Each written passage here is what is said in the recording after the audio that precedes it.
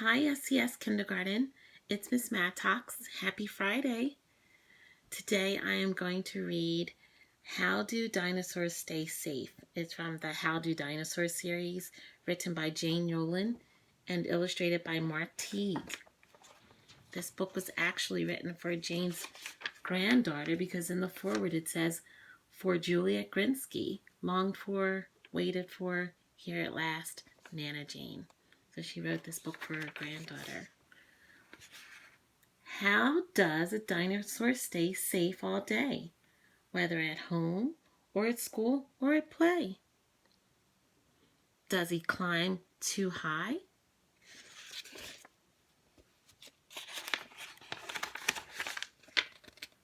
Or jump on his bed?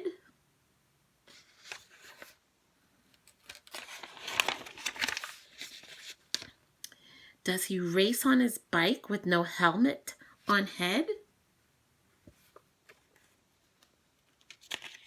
Back here.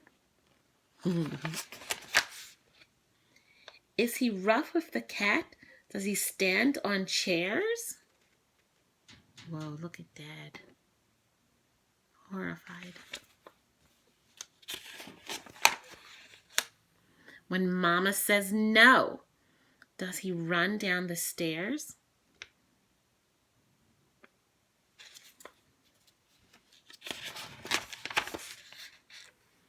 If anyone dares him, does he always try to jump from the rooftop as if he could fly? I hope not. Give it some thought. No, a dinosaur doesn't, and I'll tell you why. When crossing the street, he holds Mama's hand tight, and he's ever so watchful to cross with the light, green light.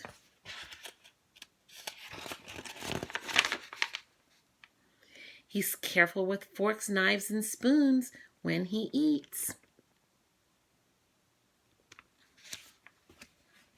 These are the good thoughts. He never goes off with the strangers he meets. Oh no, there he is. He just says goodbye.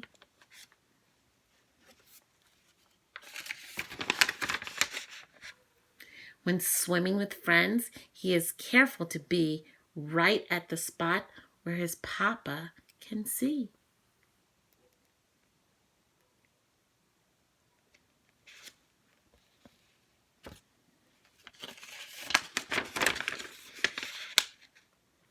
He wears a good helmet when riding a bike. Here's his good helmet, right on his head.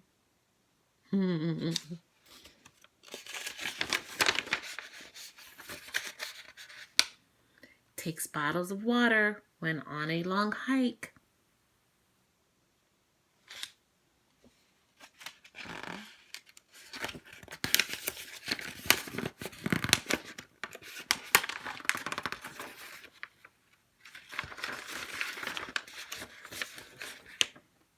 Always safe, never sorry in playtime and fun.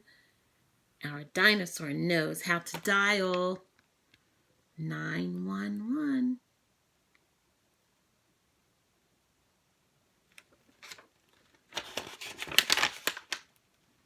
He's careful, not fearful, so here's a big roar.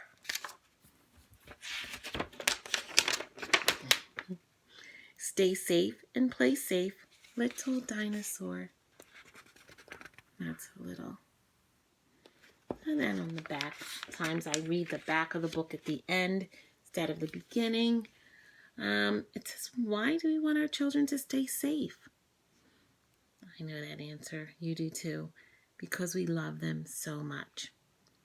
So what I suggest after reading this is mainly thinking about it. How can you stay safe? Always. And talking about it. What do you do to stay safe?